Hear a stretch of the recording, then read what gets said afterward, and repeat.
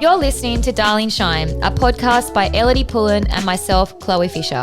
Join us as we blindly navigate and unpack the raw and often unspoken experiences of womanhood, grief, friendship, and everything in between. Darling Shine is your survival kit to the unexpected shit life throws at you.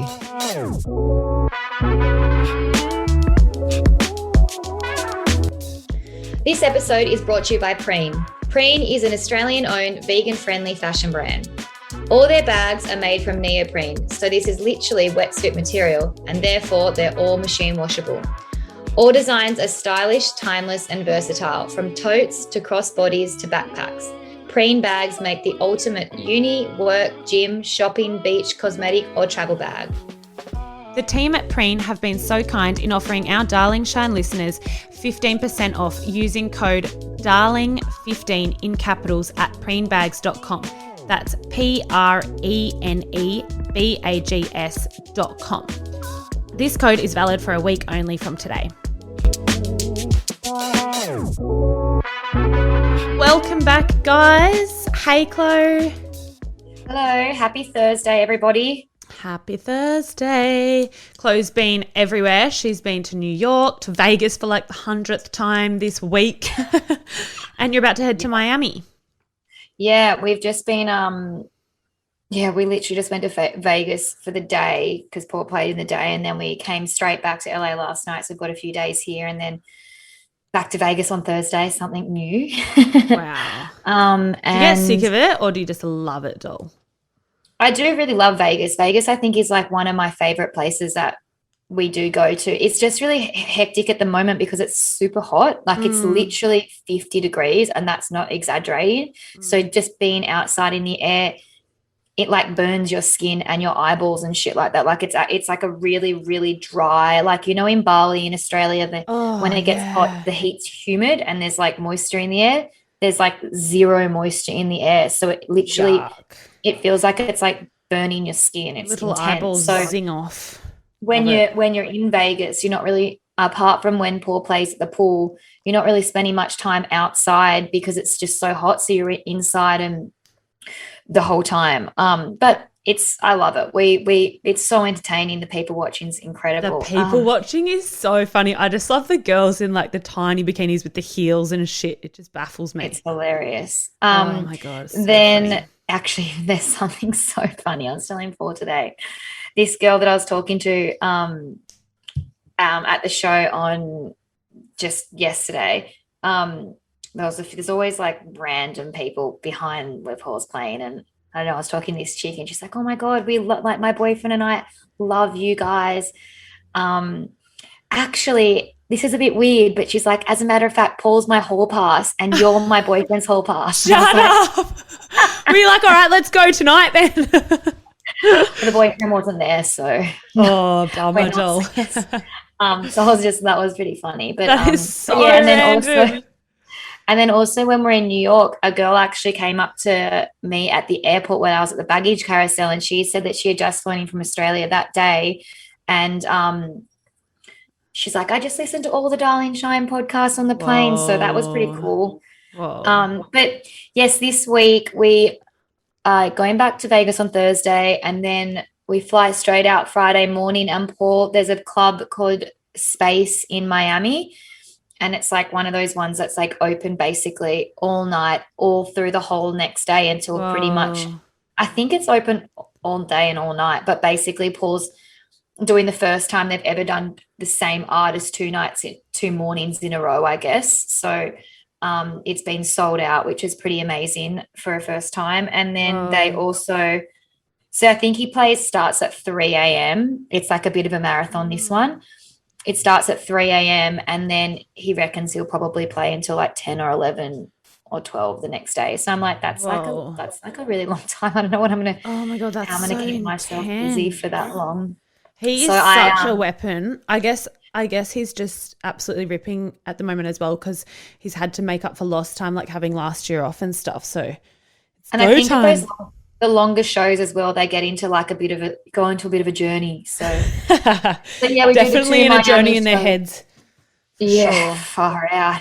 a lot of frazzled people. And I think, I love it. and another thing as well, like I think a lot of people, I've had a few people messaging me going like, you're trying to have a baby and all this stuff, but there you are out partying. And it's like, well, no, I'm there because that's just because Paul's a DJ. It doesn't make me out there drinking and doing drugs and all this shit, because I'm not. I'd fucking die if I was doing that, like doing that every single night. Just even if you were drinking, who cares? Junkies have babies. Like you're not having fertility issues because of, drinking. Like I know, but I know you're really healthy, but I think that a lot of people just I don't know, a few trolls just like to kind of make you feel bad, saying like you shouldn't be doing it. It's like, well, I'm not really doing much. I'm literally just there, and they're jealous of your life. And Instagram is not reality. Yes, you're at a show filming Fisher. It doesn't mean you're maggot behind the stage. You could be completely sober, which you are half the time, but who cares if you weren't? The first thing my IVF doctor said to me was, because I was like to him, okay, so when should I stop drinking? Like when, I was grieving and drinking a lot, but I was like, I'll curb it up now because we're going to start soon. And he was like, he looked at me, Dr. Davis, and he was like, mate, this is IVF. This is a whole nother ballgame. Like, this is science. I'm in charge of the eggs and the sperm. Like, stop thinking too hard about this shit. It was like people, I obviously didn't, but he was like, people drink, before their egg collection and stuff like that. Like, I think it's so true. It's a whole nother ballgame. And of course our bodies are temples and like whatever's going to prime us the best is best. But IVF is a whole nother ballgame, and we're not infertile or having fertility issues because of drinking. There's a billion other factors that are going on inside our bodies and all these different cells. Like people are just stupid and jealous. Let's be honest. Jealous of your life because you're traveling and having a hell time. I have like a battle in my brain at the moment. It's just like back and forth, and I won't drink at some shows. Some shows I'll have a few drinks, then when I do have a few drinks, I'm like, you shouldn't be doing this, and it's just like, I don't know. Right. But then I know exactly what you were just saying. Like, you can have a few drinks, it's fine, but at the same time, I don't know. It's a head fuck because you need to. At the end of the day, I doubt that any sort of alcohol is what my problem is, because if that was the case, I would have been pregnant by now because I didn't drink most of it. It's unfortunately a shitload more, and it's a lot bigger than that. If alcohol was the problem, that'd be great. That'd be easy done, but it's not that. And then also, Ellidy, you and Britt went to some awards. A little awards night that we went to the other night. You know those little events where you like go in and it's like school formals, like little tables, and everyone gets a bread roll each. I was totally there for the bread rolls. I like smashed mine and then was eyeing off the rest of the tables. I was like, you're going to eat that? You're going to eat that? You're going to eat that? This like little fat pregnant chick just starving. But no, so Liz Cantor invited Britt and I and you, but obviously you are away. So it was really fun. Me and Britt just went so hard. Like we got you guys look so stunning. Like when I woke up the next morning and saw all the photos, I was like, holy shit, they scrubbed up all right. Britt in her ball gown. Oh my God, Britt in her bridal gown was insane. Honestly, I've never seen anyone look that hot. Yeah. And she made the paper like a big picture of her in the paper. Where was your dress from? Because that was so stunning. Yes, we need to actually talk about that because I got about a billion messages more so about your dress. So Britt's dress was from ASOS, and yeah, it was a bridal gown from ASOS, and mine was from a gown. Yes. Yeah, it was literally a bridal gown. Like I had a chick say to me, "Oh, I wore that to my wedding." Stop it. And then mine was from Tanya. Someone was the label, and I just got it on the Iconic. I just typed in long black dress, so it's pretty cheap, like, all right, like price, and yeah, really comfortable for the bump. It was really fun though. So that awards night was called the Gold Coast Women of the Year Awards. So it was like there was heaps of different categories, and Jackie Cross was nominated for, was it the Entertainment Award? Entrepreneur Award, yes. Yeah. Was she the host of it? Like, was she in? I think she wasn't the host of the night, but there was this other really cool chick called Emily Jade. She was the host of the whole event. She was absolutely lovely. But yeah, it was really cool learning about like all these amazing women. It's all Queenslanders, But like all these amazing women and like things that they've done in the wellness space, and then just like almost like bravery awards. Like there was chicks that had done really cool things towards like domestic violence and like almost helped save, I don't know, like people's lives, and just done really cool out there things like for charities as well. And it was just really nice learning about all these people I'd never heard of and meeting them, and it must have been just nice to dress up. Oh, it was actually on, get your hair and makeup done. Oh, it was so funny because I've still got Sal and Chris here, Chump's parents' estate. They've been here for a few weeks now, and Britt and I were like getting dolled up, like hair, makeup, spray tans, our ball gowns. And Sal and Chris they're from Eden. They're like, we just sit watching a fire on the hay bale on a Friday night. Like they were staring at us, like, because I was like, oh shit, Chris and Sal are going to think we are cooked. Like this is so not normal for them. And like they know me obviously so well forever, but they actually haven't seen me all crazy dolled up and like actually getting hair and makeup done to go to an event, dressed up like in a full, my dress had a fucking train. Like it was so extra. I don't think it was so random. It just went like so all out for this event. Why not? But yeah, they were just like in shock, just like what the fuck's going on? But nah, they loved it. It was really cool. But yes, lots of people have also been asking if I got another dog. I didn't get another dog. Sal and Chris, Chump's parents, actually got a dog, and they have a dog that looks like Rummy. She's also a Kelpie from a different litter, and she's so cute, Stella. So that's the dog that I've been hanging out with, Rummy's little twin sister. So she's not my dog, but yeah, she pretty much is because she's like Rummy's little sis. Family. Yeah, family. But before we get into this episode, I just wanted to preface something. So I got a new microphone over here in the States, and we recorded this episode, the whole thing, and something happened on the end of the mic. And when we exported it, it's a little bit rough, muffled the quality of my audio. So the episode was already done, so we couldn't really go back and re-record it. So we just bear with us this episode, and next episode it will be back to normal. So yes, we do apologize in advance. Just we are well aware that I sound muffled. Yeah, we're super sorry about it. It won't be like that again. So thanks for bearing with us on just this one. Let's get into it. So this week we're going to be talking about how to support your friend who is going through IVF and trying to conceive.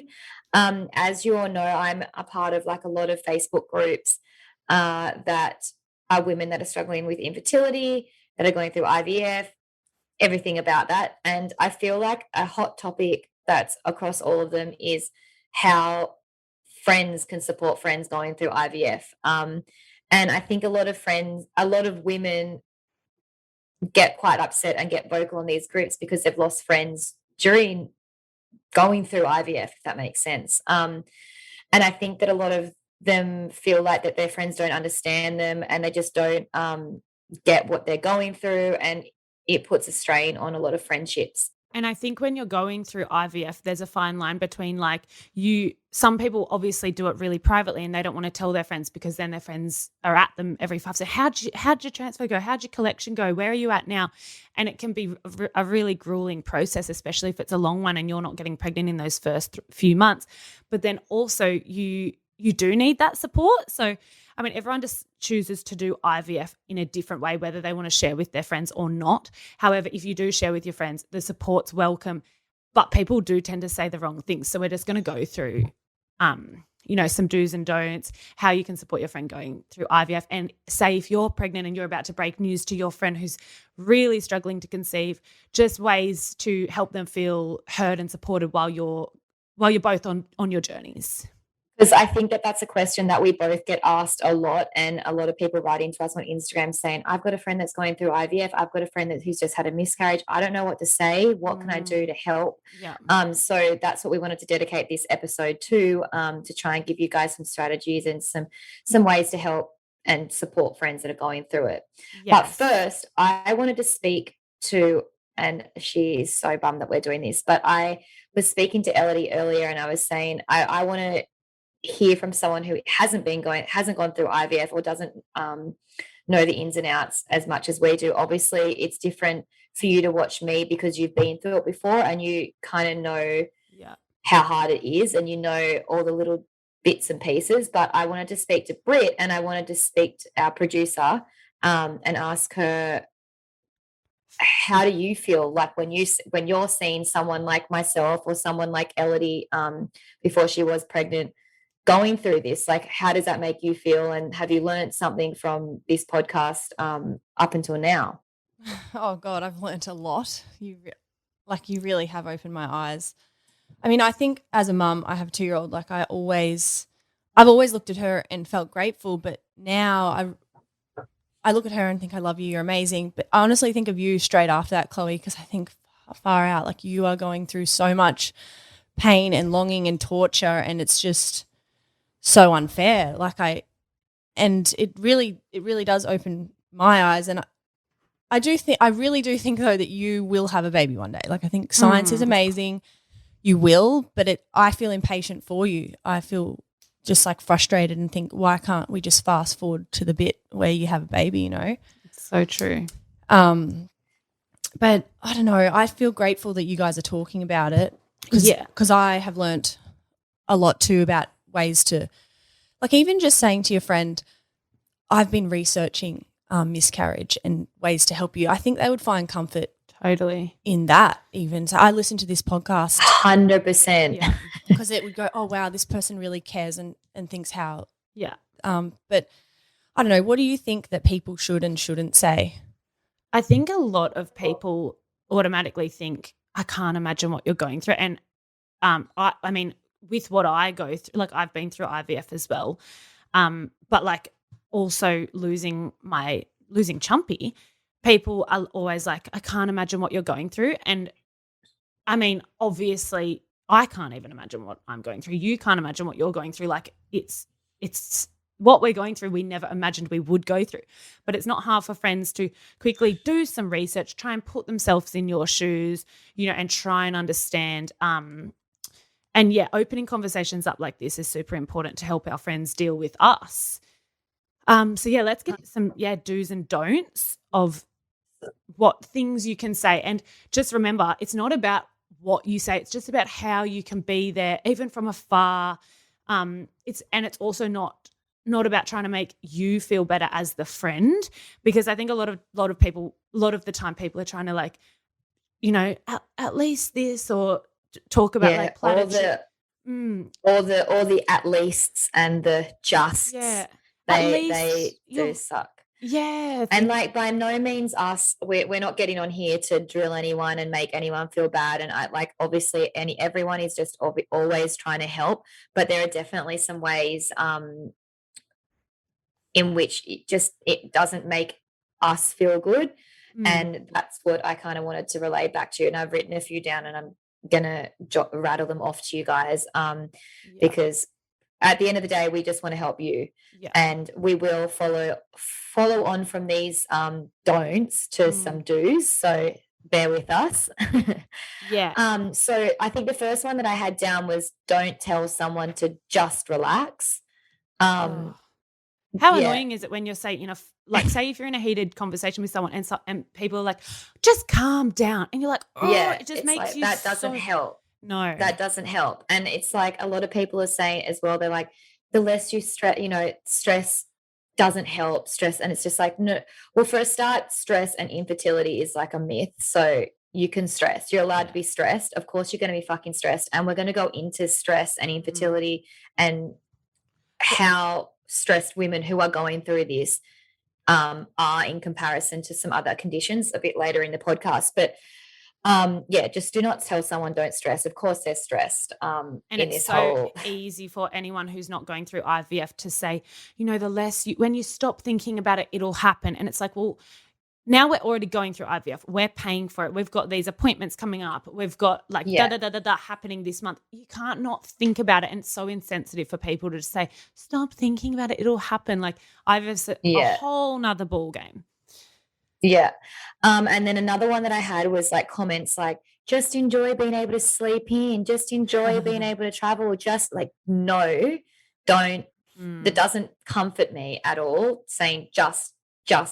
It just just don't. Yeah, it's But like like, it's like it's such a painful journey for people who are trying to conceive, and you trying to do these weird comparisons that doesn't help. Like yeah.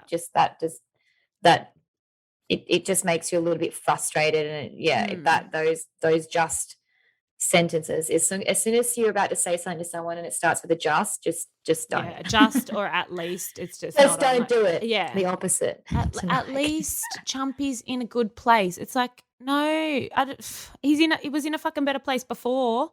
Like, or uh-huh. at least because you know when you had those miscarriages, everyone says, well, at least you can At fall least pregnant. you can get pregnant. And it's like, Don't say that, because like that doesn't help. And I get told that so much. It's like, yes, I might have been pregnant twice actually, and none of them have resulted in a live birth. So don't say it doesn't yeah. help. That doesn't help me. And it's funny because I know people do say that, and then you start to get into your head as well, because like, well, maybe I have been, but it's like, well, it hasn't eventuated, and it only makes it much harder for me hearing that, because I haven't, like, I've been pregnant but I haven't had a baby. So going through a miscarriage is such a damaging process to someone's soul who is trying to conceive it. Mm. Yeah, it's just a reminder of that, so try and avoid that one. As Another well. one is, Oh, sorry. there are worse things that could happen, and it's like, well, Oh, yeah, but you don't, like, everyone reacts to different life experiences differently, and you don't know that this could be the worst thing that's happened. everyone's journey is so different, and the worst thing that can happen to each person's life is different. Like, if you want a baby so badly, that's all you want. Like, of Exactly. course, of course, there's so many things going on in the world. Like, think of lots of children being abused. Of course, that's obviously horrific, and we're not taking away from all the really heavy things that happen in the world. But in your life, this is your journey, and this is what you want so badly. And Yeah. when that's not happening, that's the worst thing in your life at this very moment. So for And people then to, I it's feel like, almost like people are undervaluing your situation by totally. That's saying, what yeah. at least, like, it's not, there's worse things that could be happening. Of Yeah. course, there's always going to be other things Yeah. happening in other people's lives and worse things that can happen. But yeah, it's quite And I insensitive to think say that that. going off that about other children, also don't say, trust me, you're lucky you don't have kids, and then Oh, compare. Like, it's like, why are you downplaying like my situation by making your blessing sound like a curse? It's like, what do you, oh my no. gosh. Do you remember? I'll just touch on this quickly because I mean, it's kind of funny.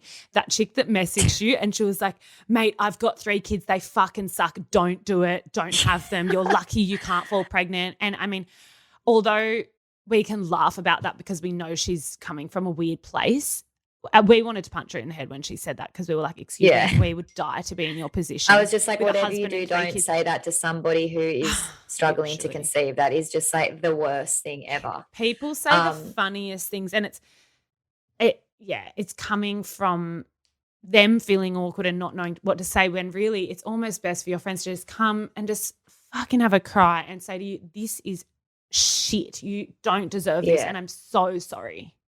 And then another one that I think is like, you're young, you've got plenty of time to get pregnant. It's like, I don't know. I don't even know what to say to that one, but it's like, if for me, in an ideal world, I would have been pregnant 5 years ago. I would have loved to have had children when I was young. That was Yeah. like my goal in high school, to be a mum when I was young. Yeah, And I would never have imagined, everyone, like we said, everyone's life is in different stages. And yeah. this is certainly not the stage of my life that I would have expected to be going through this. But, I am. And just, don't Like, say that to we're someone. all well aware that you can still get pregnant when you're 40 or, even later. But the aim of the game for you is not to have to go through IVF for 10 years. We want to be pregnant now. Exactly. So again, undervaluing.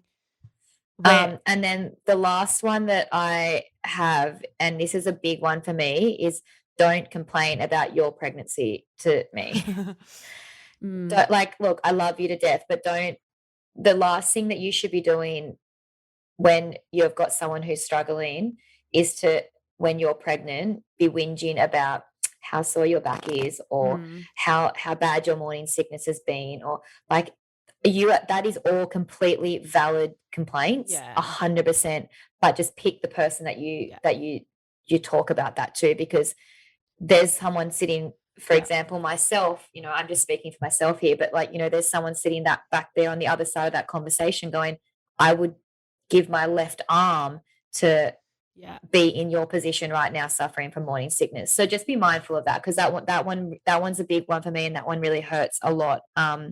Choose your audience wisely. I was actually listening to Beyond the Bump podcast, which also recommendation. It's a fabulous podcast. They were talking about how I think a girl was on at one time saying she felt bad complaining because she'd done IVF for this long and she wanted a baby so badly. And when she finally got pregnant, I think she might have had hyperemesis or issues, and she was so sick and having problems. And she was complaining, very validly complaining, which of everyone should be allowed to complain. And she was saying, I feel bad complaining because I wanted this so badly. I shouldn't be complaining. It's like, of course you can complain. You're literally growing a human. There's so many factors, and you're going to be sick, and of course you can complain. Just pick and choose who you want to complain to, because there's people going, I would die to have hyperemesis right now. I want that so badly.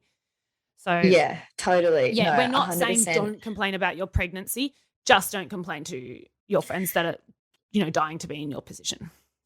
Yeah. And look, like, I know that list is a bit of a long one, but a lot of people have asked us what to do, what to say and what not to say. And I think this is just from my point of view and Ellidy's point of view, how we feel about that topic. And we don't mean that in any harm or like to be rude or to be nasty, because at the end of the day, it is really hard for people to help you, because if they haven't physically been there in that position, it is really hard because you don't know what to say.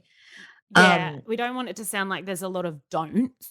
There's obviously heaps of do's. They should come naturally, like just and if you're interested in your friend's journey, just so what happens next? So how like try and learn about it, ask the questions rather than just trying to make platitudes and try and make, say phrases that you just think might help them sound better, help them feel a little bit better, because they often don't, and it's often things that this person is hearing 10 times a day, and they're like, fucking hell, I just need someone to be like, oh my God, this sucks so much. I'm so sorry. I'm with you. I'll talk to me. Yeah. Where are you at? And like, also I think as well, which is something to note, is like when you're going through IVF, your stress levels are often so high. Your emotions are flowing, your hormones are raging. Yeah. So as a friend, you might not get the response back from if you're trying to reach out and you're trying to help, you might not get back what you want. And also, like I said, a lot of those phrases and words that we just talked about can be quite triggering for someone who is got in the thick of all this. So just be mindful, and it's not coming from a bad place at all. It's a really, really, really hard situation for both sides of the party, I think. Definitely. Because if I was not going through this myself, I would feel exactly the same as trying to help someone that I loved, because it's really, really hard. It's a really hard thing to understand and wrap your head around. I think the best thing a friend can do when they just don't know what to say is just a text where you don't expect a reply, and you just say, thinking of you, love you. Sometimes it's just those words, and it's nice to open up a text and just be like, oh, my friends are with me. They don't expect some big reply, Yeah, 100%. Yeah, there's no platitudes. I think that you don't. Yeah, I think that as well. Like I going on from all the don'ts, I've got a bit of a list of do's. And that one was definitely in there. Saying you can literally say to someone, you don't need to reply to this message, but just know that I'm thinking of you and I'm always here. Yeah. And that in itself speaks 1,000 words, and you don't even really need to reply. You can respond to love heart, and then at least that friend's there. Yeah. And then I think another one is you asking them, do you want to talk about it? Because sometimes people do, and sometimes that they don't, and that's fine. Just to have that initiation of that conversation to support them is enough, I think. Definitely. And it opens the gates for them to be like, well, actually, fucking yes, I do feel like having a moment. I want to break down here. Thank you. Exactly. Thank you for giving me that, holding that space for me. Because it does give them Yeah. an opportunity to open the floodgates and say, yes, thank you for asking. I do need to have a moment. I do need to have a breakdown. Thank you for holding space for me. Or they can say, no, I don't feel up for it today. Just take me out for a coffee. Just get my mind off everything. Exactly. You know? Exactly.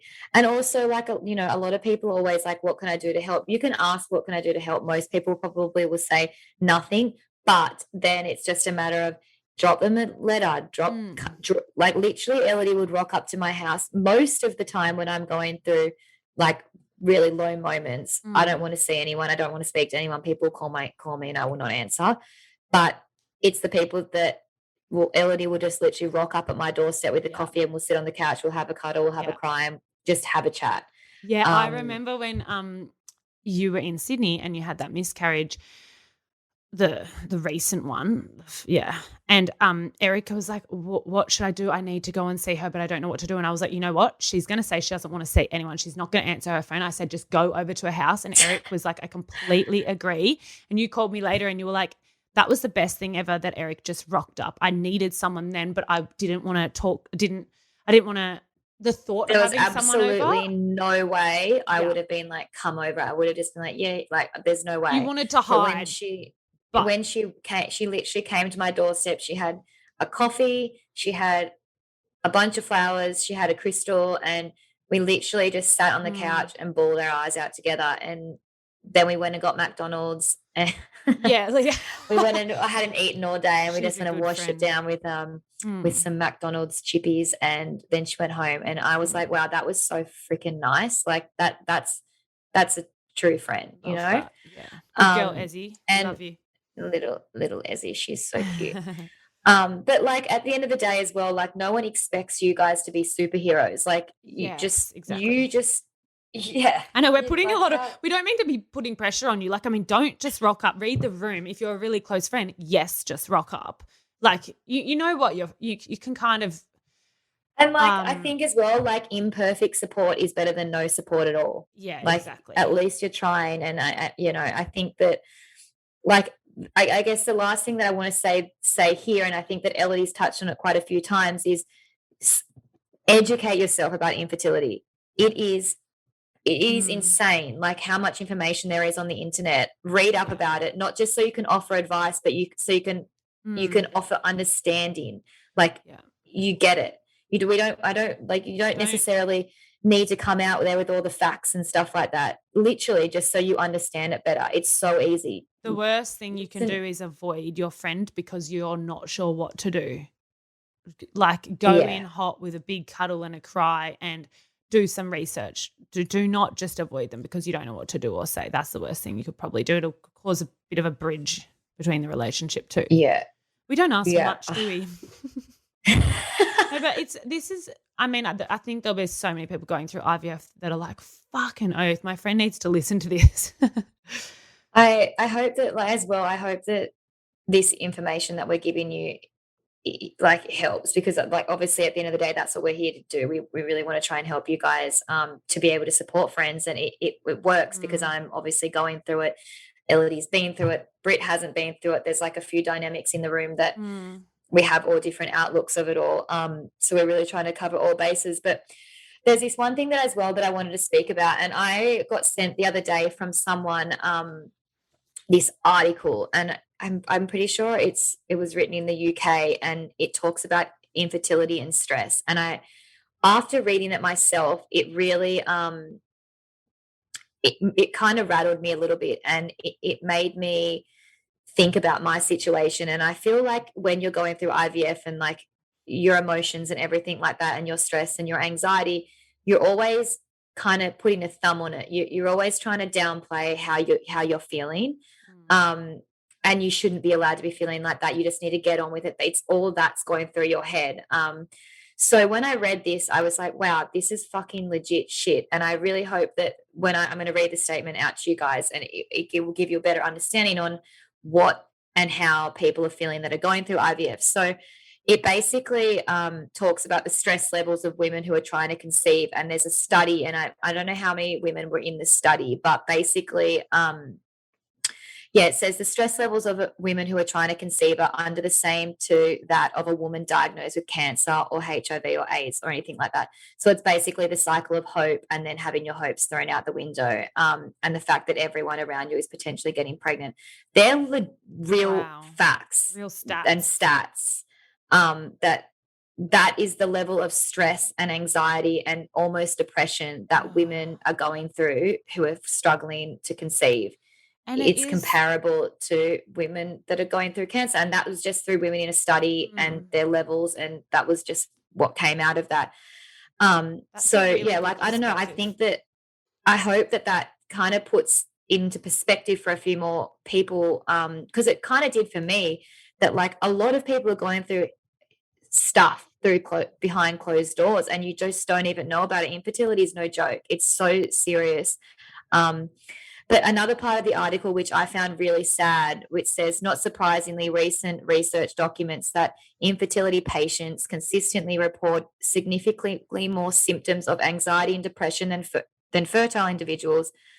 In a recent study on suicide, 106 women with infertility, 9.4 of them reported having suicidal thoughts or attempts. That's nearly 10% of women who are struggling to conceive think about suicide. That, for me, that's fucked up.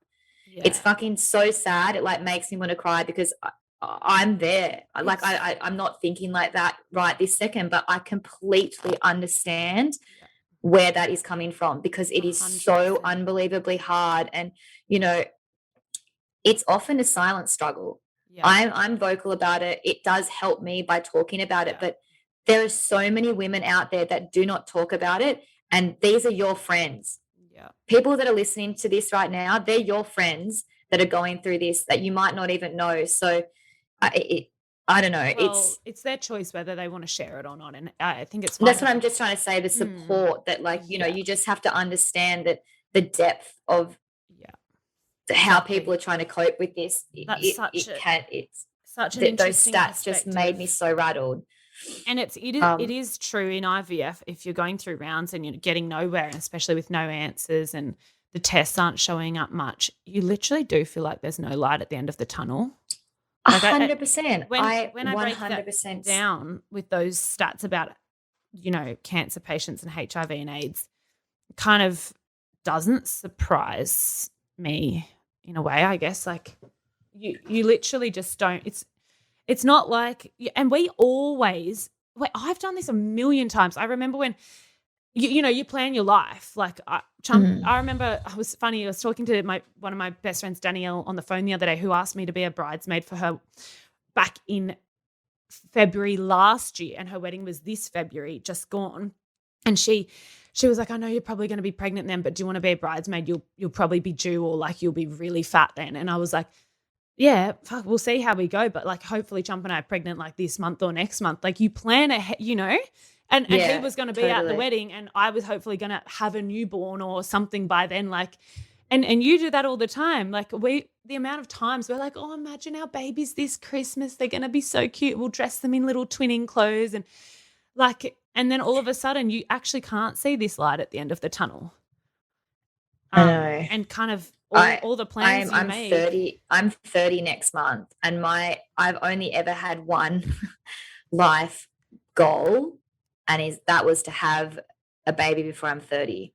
And that's literally going out the fucking window for me next month. And like, I'm not even pregnant.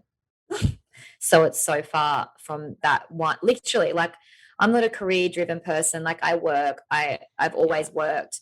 I haven't had that aspiration to be head of a company or anything like that.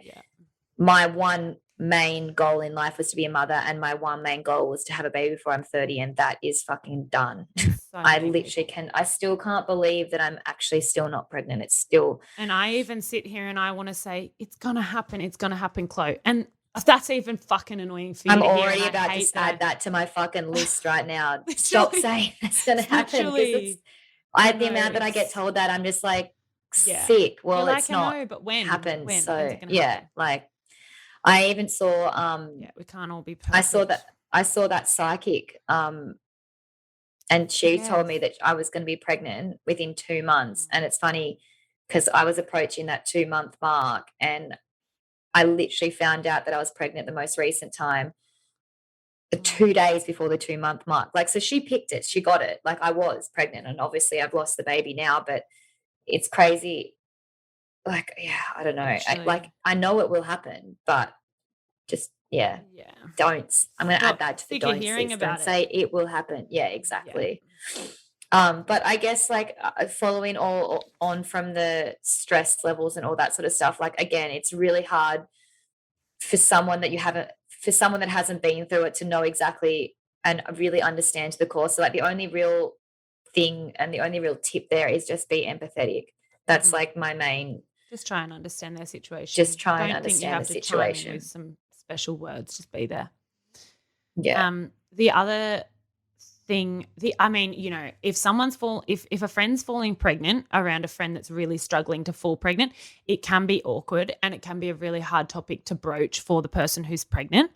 Yeah, it's a difficult conversation, 100%. Like I there's no denying that.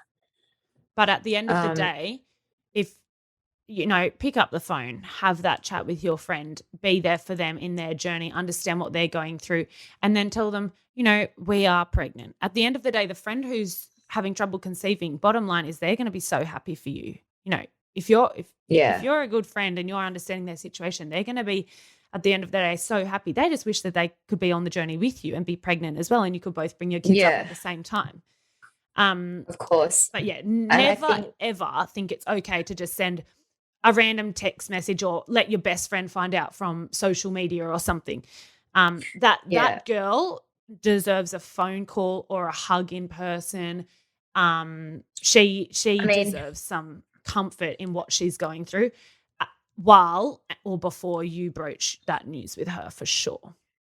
I mean, at the end of the day, it's such a delicate topic. And I think that, yeah, I mean, look, personally for me, obviously I've found out of quite a lot of friends in the last year that have fallen pregnant. And majority of every single one of them, every single one of them have been different, for that's for sure. But I think that the most important thing for me, and if I have any advice for anyone, would be it's really important to try and understand both sides of the story. I know that this might be like your happiest time of your life, and your most exciting news, but it's also a really, really hard time for your friend.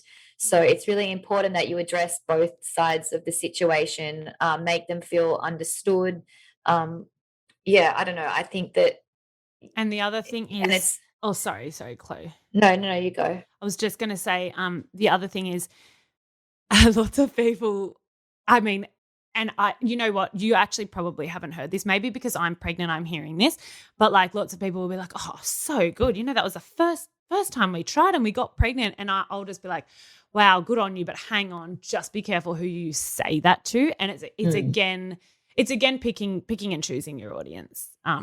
Yeah, like you never want to say to an IVF, a friend really conceiving, really struggling to conceive, how easy we just fucking had sex. It was a full accident. You never want to rub that into a friend who's really struggling. And like, really I think it's obviously a really, really tough conversation and one that you want to avoid. But unfortunately, I think at the end of the day, it's a conversation that it just has to be had to potentially, it's what's needed to basically preserve or strengthen a friendship.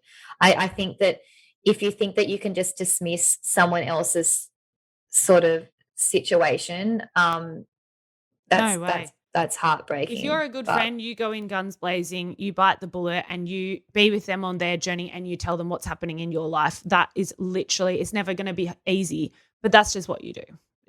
I guess like I said, it's like obviously the most difficult time of my life, but it might be the happiest time of yours. There needs to be a happy medium there. Totally. You're not the devil. Like, you're still a person with compassion and empathy. It's not hard to do that on both ends. Like, you're always going to be like, oh my gosh, I am so happy for you. Obviously, this is really hard for me to hear. I just want to be on this journey with you, but like, I fucking love you and this is so cute. Oh my God, wow. Like, yeah, and I think just going from that, like following being told your friend is pregnant, I just want to point out for people that are going through IVF that it is okay to be sad by that. Like, of course you're so happy for them, but don't feel bad if your reaction internally is to feel heartbroken for yourself, because that is what most people are going to feel. Because at the end of the day, yes, you're happy for them, but Absolutely.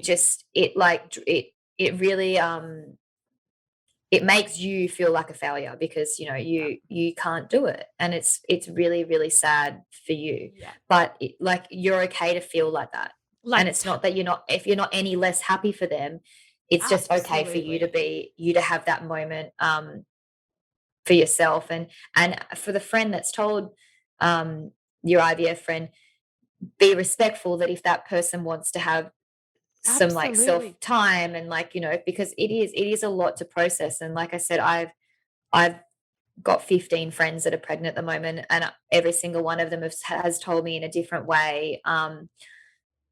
But it's not easy for anyone. I It's think a really, really hard conversation, and like, I will one day probably have to have that conversation with someone.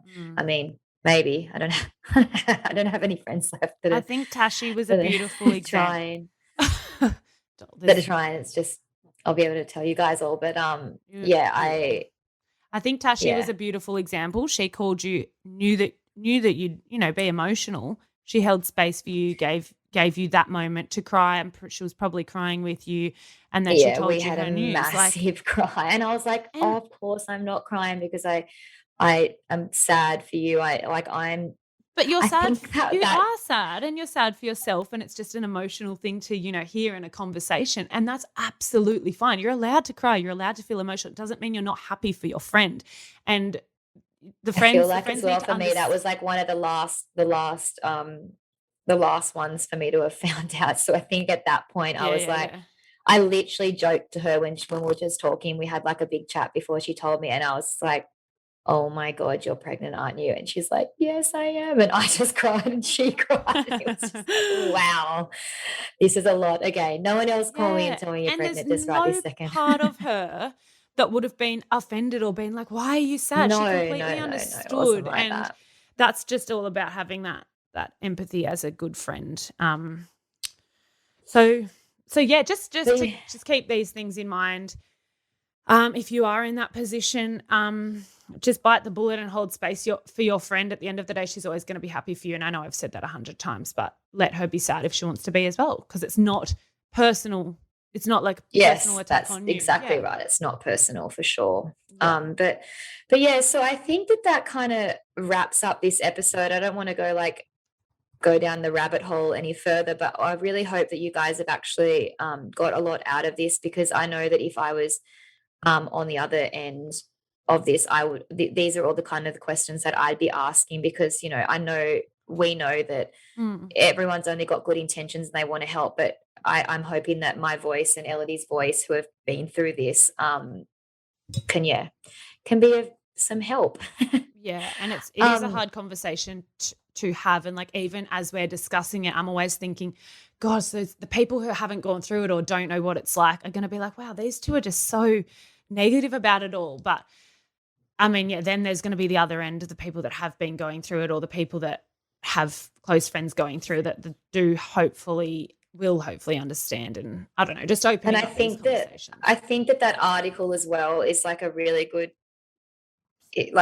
just that sentence there, it helps a lot. It will help, and it helped me understand even more so myself, but it really helps people understand the stress levels and anxiety levels that people struggling with infertility are actually going through, because they're crazy numbers and they're crazy comparisons. And I was even shocked, but then I took a step back and I was like, no, it's actually makes a lot of sense. That's really how I feel.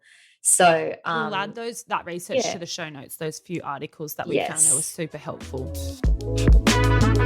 Okay, guys, thanks so much for listening to that ep. Next week, we've got kind of like an everything chat for you guys, kind of a bit of an update on where Chloe's at and myself, some advice on like how to be confident in yourself, relationship advice. We're going to a lot of questions. There's been a lot of questions coming in from people that I feel like we haven't addressed. So we are both going to dive into those. A lot of people want to know about how Ellidy and Chump met. So we're going to tell that story. But yeah, we will see you guys next Thursday then. Yay, see you then, guys.